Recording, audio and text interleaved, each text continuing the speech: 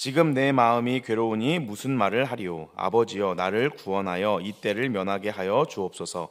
그러나 내가 이를 위하여 이때에 왔나이다.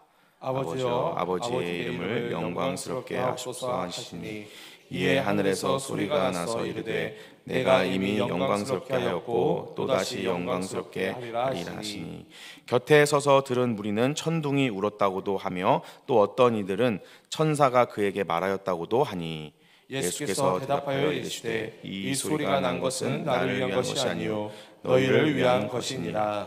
이제 이 세상에 대한 심판이 이르렀으니 이 세상의 임금이 쫓겨나리라.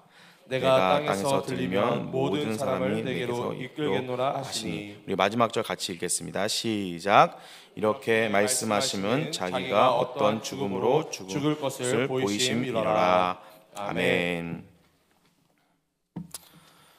네, 사탄은 우리 인간을 멸하려고 아주 큰 작전들을 짜며 이 세상의 많은 사람들을 현혹시켜서 지옥으로 끌고 가려고 합니다. 이 사탄의 말세의 전략이 무엇이냐면 세상을 아주 멋진 세상으로 만들고 동시에 그것을 아주 누리기가 힘들게 만드는 것입니다. 그래서 세상이 굉장히 멋져 보이고 즐길 거리가 넘쳐나지만 그 즐길 거리들을 즐기기 위해서는 많은 노력들이 필요하게끔 만들어서 사람들로 하여금 세상을 즐기고 싶은 욕망이 불타오르게 하는 동시에 점점점 그것을 누리기 위하여 내가 애쓰고 발품을 팔아야 할 것들이 많아지게 만듭니다. 그래서 사람들로 하여금 세상에 점점점 빠져들게 하는 것, 이것이 사탄의 마지막 때의 전략입니다.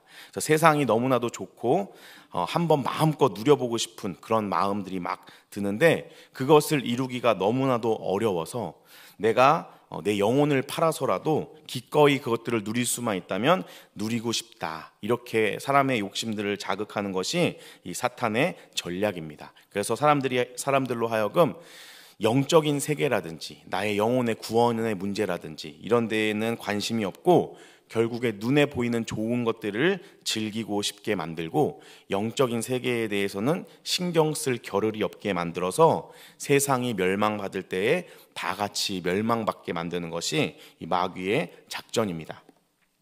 우리가 살고 있는 이 세상이 얼마나 많이 발전하고 있습니까? 사실 정말 기술의 발전이 너무나도 놀랍습니다. 돈만 있으면 너무나도 많은 즐길 거리들과 세상에 좋은 것들이 많이 있습니다. 그래서 세상 사람들은 돈을 많이 벌고 그 번 돈으로 내가 이 세상을 많이 즐기고 향유하기를 꿈꿉니다. 그리고 이 좋은 세상을 제대로 누리지 못하고 죽는 것에 대해서 굉장히 안타까워하고 후회합니다. 저도 이 세상의 발전에 대해서 굉장히 많이 피부로 느끼게 됩니다. 저는 사실 사택에 살면서 세탁기가 없었습니다. 세탁기가 없어서 코인 세탁실을 많이 이제 크린토피아라는 업체 광고는 아니고요. 아무튼 그 코인 세탁기 방에 가서 이제 세탁을 많이 했습니다. 그러려면 사람들이 많이 줄 서 있으면 기다려야 하기도 하고 내가 원하는 때에 딱 그렇게 세탁을 하기도 어려운데 이 세탁기가 생기고 나니까 내가 원하는 때에 이 빨래를 할 수 있다는 게 너무나도 좋구나. 그리고 심지어 예약까지 걸어가지고 내가 원하는 시간에 딱 내 스케줄에 맞게끔 빨래를 할 수 있는 게 굉장히 편하구나라고 이런 생각이 듭니다. 근데 이 세탁기가 생겼다고 해서 저의 욕심이 이제 끝나는 것이 아니라 세탁기가 생겼으니까 건조기도 있으면 좋겠다. 건조기가 있으면 이 옷을 잘 빨아가지고 말릴 필요 없이 그냥 그 건조기에서 다 자동으로 깨끗하고 뽀송뽀송하게 요즘엔 주름도 없이 이렇게 싹 나오니까 그렇게 했으면 좋겠다라는 그런 생각이 듭니다. 세상은 사실 돈만 있으면 즐길 거리들이 많이 있습니다. 또 우리 저희 집에는 이제 진공 청소기가 있는데요. 저는 아직도 유선으로 여기 콘센트에 꽂아서 쓰는 청소기를 씁니다. 근데 우리 청소년부에 문화 공간이 생기면서 우리 부장 집사님께서 무선 청소기를 사셨어요. 무선 청소기로 청소를 하니까 이 선에 걸리는 거 없이 막 이렇게 자유롭게 돌아다니고 무게도 가볍고 이런 걸 보면서 진짜 기술이 많이 좋아졌다 이런 생각이 들면서 나도 무선 청소기를 사야 하나 이런 욕심이 들기도 하는데 무선 청소기가 끝이 아니라 요즘에는 로봇 청소기가 나와서 내가 집에 없을 때 이 로봇 청소기가 집을 다 돌아다니면서 깨끗하게 심지어 물걸레질까지 해주는 이런 편한 세상에 우리가 살고 있습니다. 그러니까 돈만 있으면 이 세상에서 누릴 것들이 너무나도 많이 있고 실제로 그 돈을 많이 벌어서 내 삶을 윤택하게 하는 데에 세상 사람들의 관심이 많이 쏠려 있는 것을 우리가 봅니다. 아마 사탄이 사람의 모양으로 우리에게 나타나서 내 영혼을 나한테 주면 내가 100억을 줄게 라고 한다면 아마 제가 만일에 예수님을 몰랐다면 저는 그렇게 할 수도 있을 것 같다는 생각이 듭니다. 이게 그냥 지어낸 이야기, 이 상상 속의 이야기가 아닙니다. 2018년 법률 소비자 연맹이라는 단체에서 대학생, 중학생, 고등학생 이 학생들을 대상으로 이런 설문조사를 했습니다.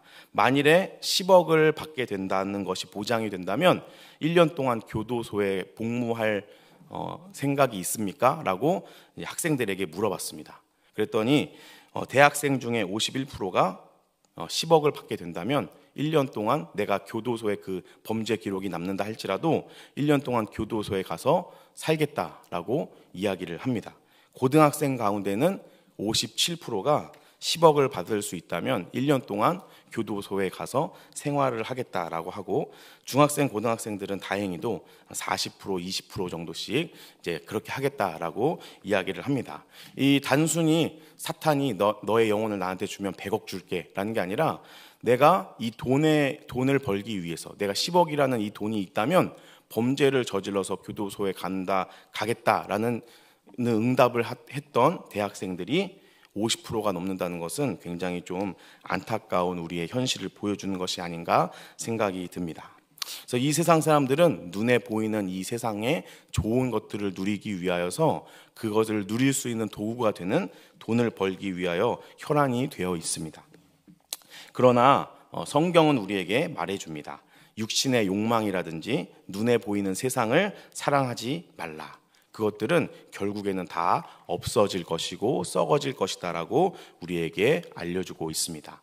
이 세상에 보이는 것들 또 나의 육신의 욕망을 쫓아간다면 쾌락은 얻을 수 있겠지만 그 쾌락은 마치 마약과도 같아서 결국에는 우리가 더 그것을 원하게 하고 우리의 마음에 더 큰 공허함을 불러일으켜서 끝없는 갈증으로 말미암아 계속 더 크고 더 좋은 것을 요구하게끔 만들게 됩니다.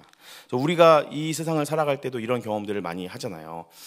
짜장면을 먹으면 간짜장을 먹고 싶고, 간짜장을 먹으면 삼선 짜장을 먹고 싶고, 삼선 짜장을 먹으면 삼선 간짜장을 먹고 싶고, 삼선 간짜장을 먹으면 삼선 해물 쟁반짜장을 먹고 싶고, 이 세상에 점점점 더 많은 것들은 더 많이 있습니다. 아무도 이 인간의 욕심에 끝을 채울 수가 없습니다. 우리의 이 욕심은 끝이 없고 이 욕심을 이루기 위하여 우리가 열심히 노력한다면 결국에 그 끝은 파멸이다라고 성경은 우리에게 알려주고 있습니다. 그렇다면 이 인생에서 진정한 행복과 만족은 어디에서 맛볼 수 있을까요? 바로 하나님께서 허락하시는 하나님의 나라에서만 맛볼 수가 있습니다. 이 일을 위하여서 예수님이 이 땅에 오신 것이고 예수님께서 복음의 복된 소식을 우리에게 전해 주셨습니다. 그래서 누구든지 예수님을 믿는 사람들은 이 끝없는 욕심의 굴레에서 벗어나서 하나님께서 다스리시는 영원한 하나님의 나라에서 안식을 누리며 참 행복을 누릴 수 있다는 것이 예수님께서 우리에게 열어주신 구원의 길입니다.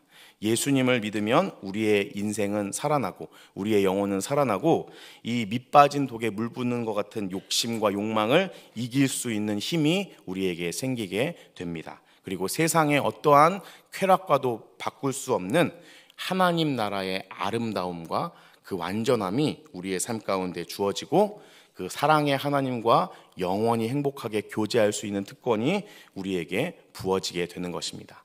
그래서 이 신앙생활이라는 것은 단순히 교회 다니고 헌금 내고 교회 행사들에 꼬박꼬박 참여하는 그런 정도의 것이 아니라 이 영원한 하나님과 교제하며 하나님 나라의 영광을 누리게 되는 것입니다. 그래서 우리가 하루하루 살아가는 이 신앙생활의 삶이 얼마나 귀하고 복된 것인지 우리는 기억해야 합니다. 이 내가 지금 가지고 있는 이 육신과 우리가 살고 있는 이 세상은 언젠가 그 끝이 정해져 있고 결국에는 멸망할 것이지만 우리의 영혼과 하나님이 다스리는 하나님의 나라는 영원할 것이다 라고 성경은 우리에게 알려주고 있습니다. 전도서 말씀에 보면 하나님께서 사람에게 영원을 사모하는 마음을 주셨다라고 합니다. 그래서 세상 사람들은 누구나 이 영원한 가치를 꿈꿉니다. 그러나 그 영원한 가치는 이 세상에서는 결코 발견할 수 없습니다. 이 영혼을 향한 소망과 갈망은 오직 하나님 안에서만 이루어지게 되는 것이고 하나님 안에서만 발견되는 것입니다. 그래서 우리 여기에 모인 우리 성도님들은 이 세상에 썩어질 것을 구하는 사람들이 아니라 이 영혼의 가치를 찾기 위하여 하나님 품으로 안기게 되고 예수님을 나의 삶의 구주로 고백하는 사람들인 줄로 믿습니다. 네, 문제는 우리가 이렇게 영혼과 하나님 나라를 위하여 살아간다고 해서 세상 살 때에 아무런 걱정거리가 없이 편하게 살 수 있는 것이 아니다라는 것입니다. 온실 속의 화초처럼 하나님께서 우리의 모든 삶의 문제들을 다 보호해 주시고 미리 처리해 주시고 우리의 삶 가운데는 탄탄대로만 꽃길만 펼쳐지는 것이 아니다라는 것에서 우리의 이 신앙생활의 고뇌와 갈등이 시작이 됩니다. 우리가 이 세상을 살아갈 때에 하나님께서 우리를 철저히 보호해 주셔서 아무런 어려움 없이 모든 것들이 척척척 잘 풀리게 된다면 우리가 신앙생활 할 맛이 나겠지만 우리의 삶을 보다 보면 그렇지 않을 때가 많이 있습니다. 그리고 성경은 우리에게 분명히 말하기를 이렇게 나의 모든 인생의 일들이 잘 풀리는 것이 결코 하나님이 주시는 복이 아니다라고 우리에게 말해주고 있습니다.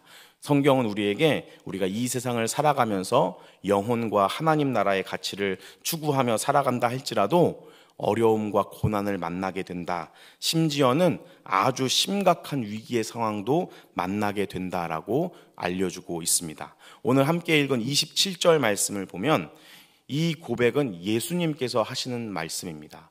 하나님의 아들이신 예수님께서도 지금 내 마음이 괴롭다라고 고백할 정도로 아주 심각한 문제의 상황에 직면해 계십니다. 27절 말씀을 제가 한번 읽어드리겠습니다.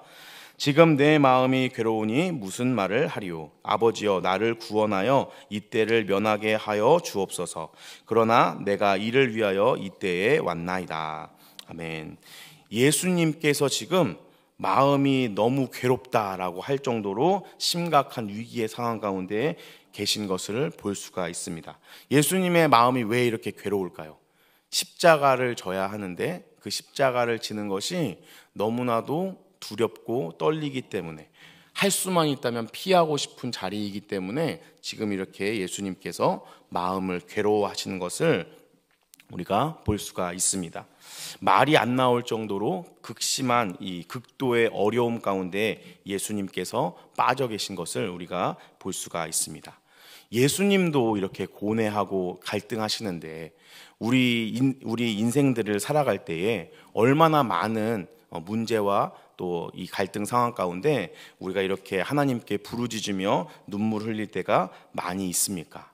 우리도 예수님처럼 완벽하게는 아니지만 그래도 나름대로 나의 영혼의 이 문제를 위하여 구원을 위하여 하나님의 나라를 위하여 살아가는데 그 하나님의 나라를 살아감으로 말미암아 참된 행복과 평안이 우리에게 주어진다라는 것을 우리가 알고 그 말씀을 믿으면서 하나님 나라를 위해 살아가는데 그럼에도 불구하고 때로는 심각한 어려움과 위기들이 우리에게 닥치기도 한다라는 것입니다.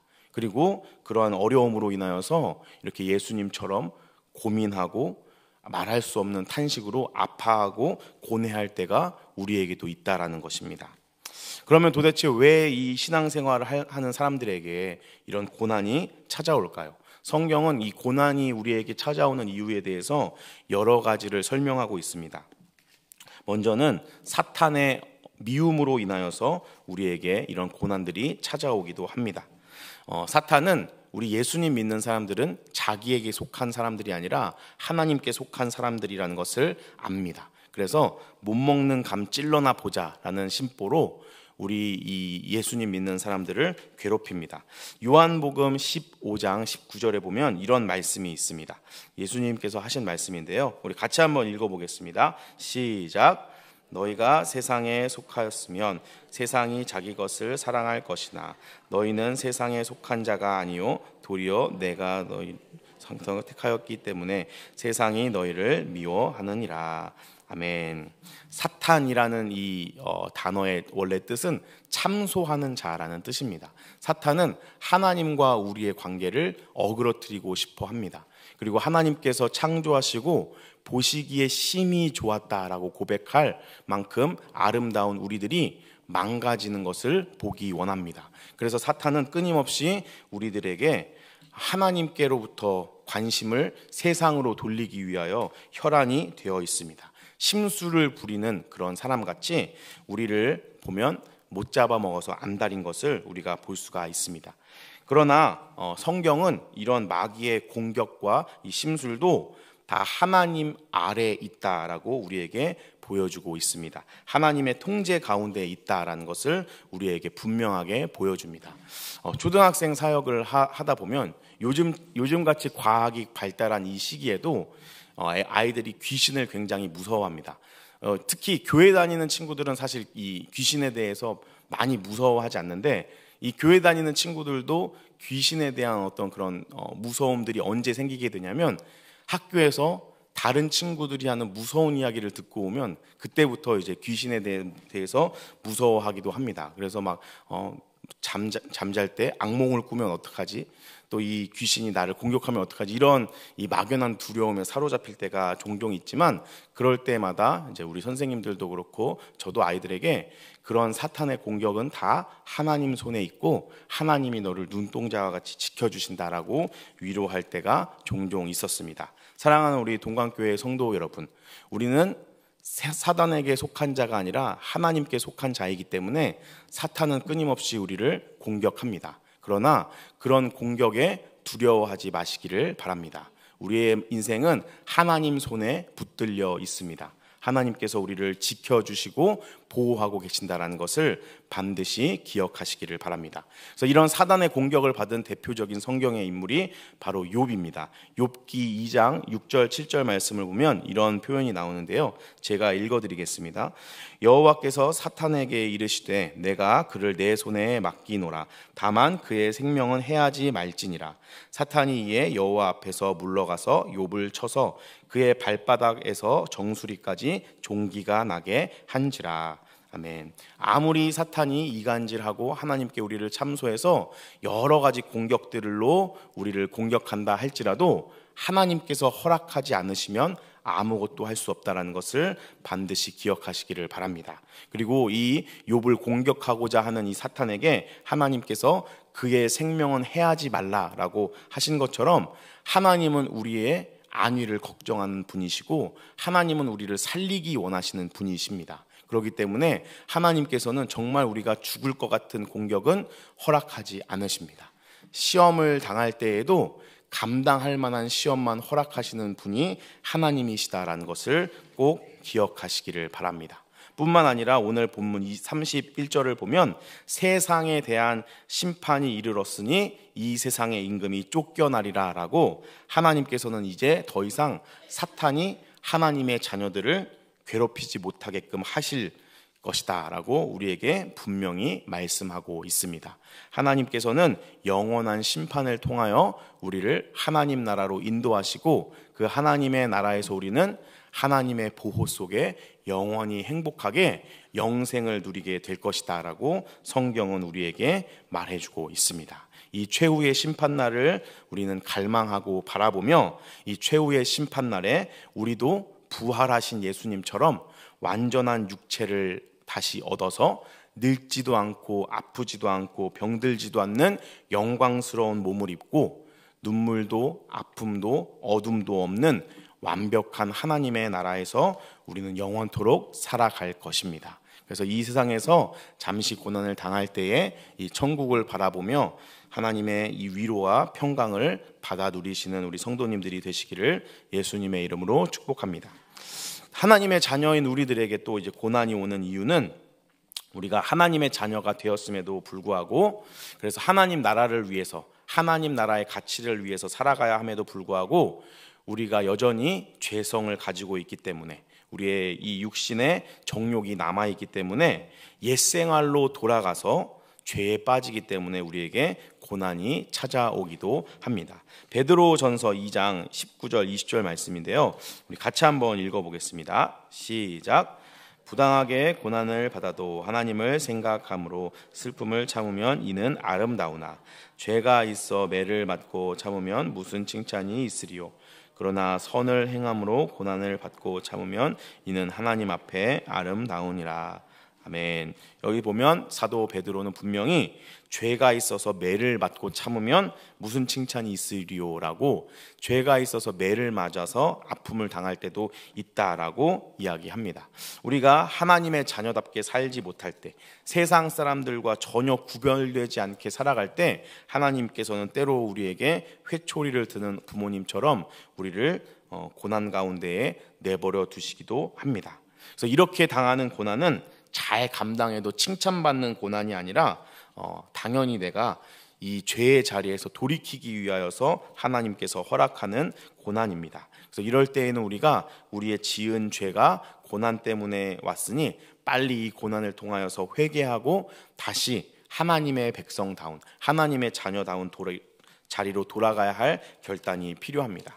그리고 이것 외에도 하나님께서는 하나님의 자녀인 우리들에게 훈련의 과정으로서 고난을 허락하시기도 합니다. 그래서 우리가 어떠한 상황에서도 하나님을 믿고 신뢰할 수 있도록, 그래서 하나님께서 주시는 사명을 감당할 수 있도록 건강한 신앙인이 되는 차원에서 연단으로서 우리에게 고난을 주시기도 합니다. 오늘 예수님께서 당하시는 이 십자가의 고난은 예수님의 죄악 때문에 당한 고난이 아닙니다. 우리의 죄악을 해결해 주시기 위하여, 우리의 구원자가 되어 주시기 위하여 예수님께서 당하신 고난입니다. 그래서 내가 아무리 열심히 하나님을 위해서 살아가더라도 때로는 까닭 없이, 아무런 이유 없이 만나게 되는 고난도 있습니다.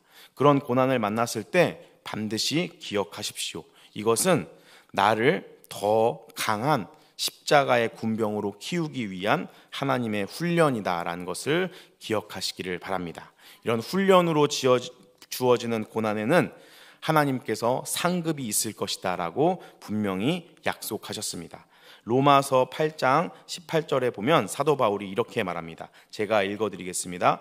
생각하건대 현재의 고난은 장차 우리에게 나타날 영광과 비교할 수 없도다. 아멘. 그래서 이런 훈련의 과정 가운데 계신 분이 있다면 하나님께서 우리에게 비교할 수 없는 영광으로 주실 그 상급을 꿈꾸며 기뻐하시고 위로받으시기를 축복합니다. 그리고 이 사도 베드로는 이런 훈련이 찾아왔을 때 오히려 그래서 기뻐하라라고 이야기합니다. 베드로전서 1장 6절 7절 말씀인데요, 우리 같이 한번 읽어보겠습니다. 시작. 그러므로 너희가 이제 여러 가지 시험으로 말미암아 잠깐 근심하게 되지 않을 수 없으나 오히려 크게 기뻐하는도다. 너희 믿음의 확실함은 불로 연단하여도 없어질 금보다 더 귀하여 예수 그리스도께서 나타나실 때에 칭찬과 영광과 존귀를 얻게 하시니라. 아멘.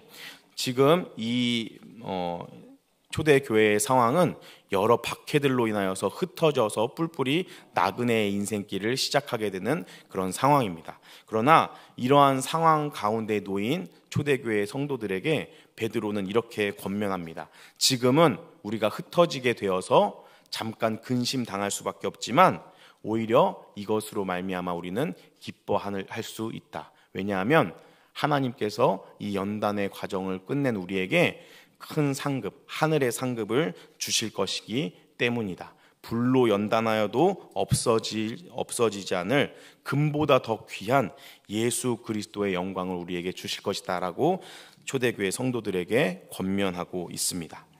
사랑하는 우리 동강교회 성도 여러분, 오늘 예수님께서는 이 십자가의 고난을 앞두고 정말 안타까워서 말문이 막히게 되는 이 괴로운 고통 가운데 계시면서도 또 이 부활의 영광을 아시기 때문에 예수님께서는 이 상황 가운데 자신이 하고자 하는 대로 이 고난의 자리를 피하지 않고 이 때를 위하여 내가 왔다라고 고백하고 이 십자가의 고난을 묵묵하게 감당하십니다. 28절의 말씀을 보면 예수님께서 이렇게 고백합니다.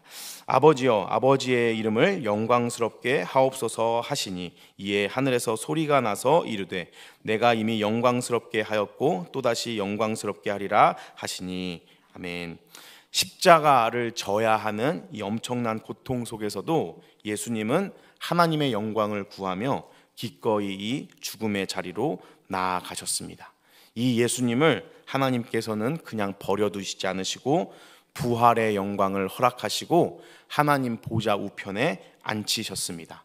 그래서 이 예수님은 심판주로 이 땅 가운데 다시 오실 것이며 모든 세대를 다스리시는 이 세상의 주관자이시고 창조주이시자 심판주로 이 땅 가운데 오실 것입니다. 오늘 우리가 이 예수님의 모습을 본받아서 열심히 살아간다면, 사랑하는 우리 동관교회 성도 여러분, 우리가 하나님을 위해 열심히 살아감에도 불구하고 애매한 고난을 당할 때에 좌절하거나 낙심하지 마십시오.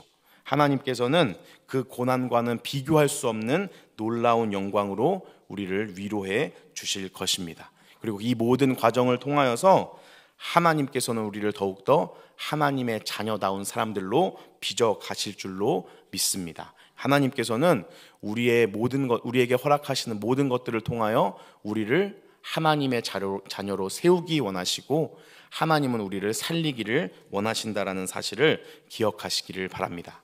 눈앞에 보여지는 세상과 한 줌 흙으로 돌아갈 육신의 노예가 되어 살지 않으시기를 바랍니다.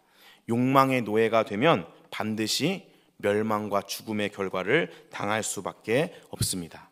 예수님께서 우리를 영원한 하나님의 나라로 다시 되찾아 주셨기 때문에 우리는 하나님의 나라를 바라보며 참된 행복과 하늘의 안식을 꿈꾸며 살아가야 할 줄로 믿습니다. 우리가 이 신앙생활을 하다가 보면 고난을 만나게 되기도 하지만 그럴 때에 우리는 두려워할 필요가 없습니다.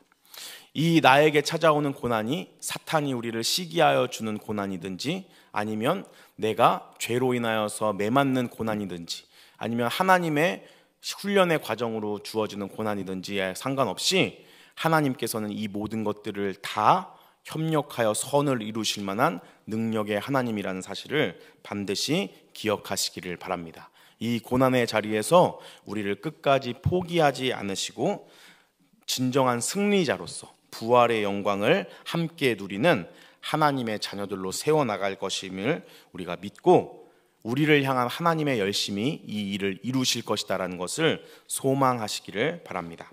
우리는 최선을 다해서 하나님을 의지하고 하나님 나라를 바라보며 살면 됩니다. 우리는 이 세상에 더 이상 마음을 뺏기거나 나의 육신을 위하여 종노릇하면서 살아갈 필요가 없습니다. 우리는 세상을 따라갈 존재들이 아니라 세상을 다스려야 할 하나님의 자녀들이다라고 성경은 우리에게 분명히 말해주고 있습니다. 말씀을 정리하도록 하겠습니다. 우리가 이 세상을 살아가면서 목표로 가져야 하는 것은 바로 예수님을 닮아가는 것입니다. 예수님을 닮아간다는 것이 무엇일까요? 예수님처럼 우리도 십자가를 지고 십자가에 피 흘려야 한다는 것일까요? 아닙니다. 예수님께서 이 땅 가운데서 보여주셨던 모든 삶을 한마디로 요약하면 하나님께 순종하는 것입니다. 우리는 예수님처럼 죽기까지 하나님께 순종하는 모습으로 이 세상을 살아가야 합니다. 하나님의 말씀에 순종한다는 것을 김윤희 교수님께서 이렇게 현대적으로 해석을 하셨습니다. 하나님 말씀에 순종한다는 것은 내 유익보다는 다른 사람의 유익을 구하는 것이며 부정직한 방법으로 승진하지 않는 것이며 정의롭지 않게 돈을 벌지 않겠다는 것이며 거짓 이력서를 내지 않겠다는 것이며 다른 사람을 나의 이익을 위하여 이용하지 않는다는 것이며 불의에 저항한다는 것이고 의를 위하여 박해한다는 것이며 날마다 복음을 전하기 위하여 애쓰는 것이며 사람들을 차별하지 않는 것이며 의에 줄이고 목마른 것이며 마음이 청결하다는 것이다. 또 신구약의 말씀을 순종하기 위해 몸부림치며 자기를 연단한다는 의미이다. 사랑하는 우리 동강교회 성도 여러분, 예수님께서는 하나님의 말씀에 순종하여서 32절의 말씀처럼 모든 사람을 예수님께로 인도하는 놀라운 구원의 사역을 이루셨습니다. 우리도 이 예수님처럼 하나님의 말씀에 순종하면서 나를 통하여 나의 삶 가운데 하나님의 나라가 이루어지고 그 하나님의 나라를 나만 누리는 것이 아니라 내 주변 사람들도 함께 누리는 놀라운 은혜가 우리에게도 부어질 줄로 믿습니다. 애매한 고난을 당할 때에 좌절하거나 낙담하지 마십시오. 하나님의 말씀에 순종하며 나아갈 때 예수님께서 그렇게 하셨던 것처럼 우리의 삶 가운데에서도 하나님께서 우리를 포기하거나 버리지 않으시고 부활의 영광으로 우리에게 갚아 주실 것입니다. 우리를 결코 이 고난 가운데 홀로 내버려 두지 않으시고 우리를 구원해 주실 것이며 우리의 인생을 책임져 주실 것입니다. 그 하나님을 믿고 세상의 욕심을 위하여 나의 안위를 위하여 살아가지 않고 하나님을 위해 살아가는 우리 모든 동강교회 성도님들이 되시기를 예수님의 이름으로 축복합니다.